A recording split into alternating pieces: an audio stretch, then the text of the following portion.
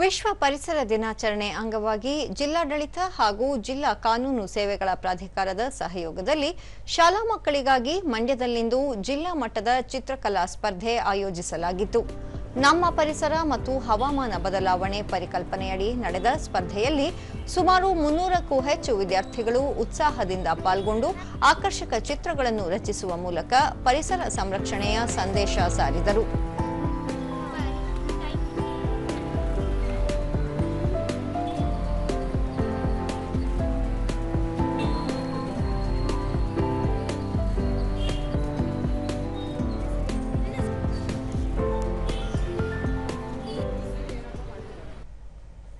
ದೂರದರ್ಶನದೊಂದಿಗೆ ವಿದ್ಯಾರ್ಥಿನಿ ಸ್ಪಂದನ ಕೈಗಾರಿಕೆಗಳಿಂದ ಹೊರಬರುವ ಇಂಗಾಲ ಡೈಆಕ್ಸೈಡ್ ಮತ್ತು ಪ್ಲಾಸ್ಟಿಕ್ ಬಳಕೆಯಿಂದಾಗುವ ದುಷ್ಪರಿಣಾಮ ಕುರಿತು ಅರಿವು ಮೂಡಿಸುವ ಚಿತ್ರ ರಚಿಸಿರುವುದಾಗಿ ತಿಳಿಸಿದರು. ಫ್ಯಾಕ್ಟರೀಸ್ ಅಲ್ಲಿ ಕಾರ್ಬನ್ ಡೈಆಕ್ಸೈಡ್ ರಿಲೀಸ್ ಆಗಬಾರ್ದು ಅಂತಾನೆ ಫ್ಯಾಕ್ಟರೀಸ್ ಪ್ರಾಡಕ್ಟ್ಸ್ ನ ಜಾಸ್ತಿ ಯೂಸ್ ಮಾಡಬಾರ್ದು. ಆಮೇಲೆ plastic eco friendly products use ಮಾಡಬೇಕು.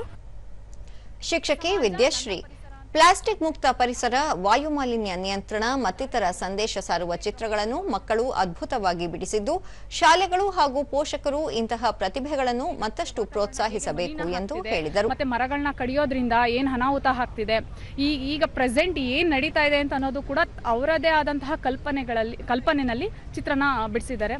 ತುಂಬಾ ಖುಷಿ ಆಗ್ತಿದೆ.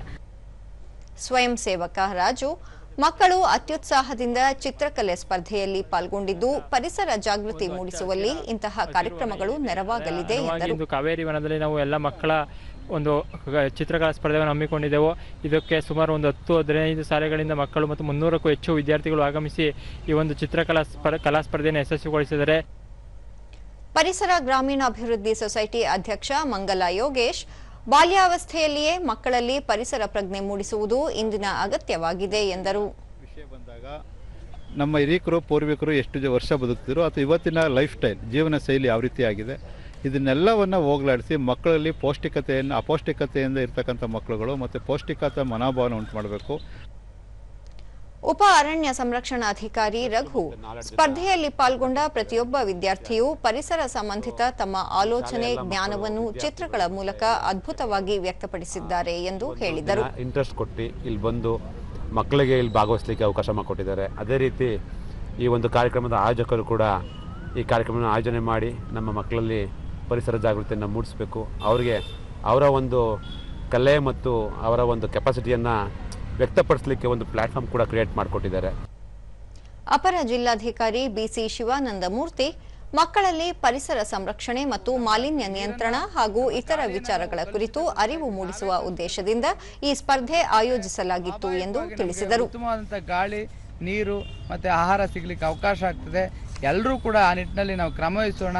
ಆ ನಿಟ್ಟಿನಲ್ಲಿ ನಾವೆಲ್ಲರೂ ಕೂಡ ಪಣ ತೊಡೋಣ.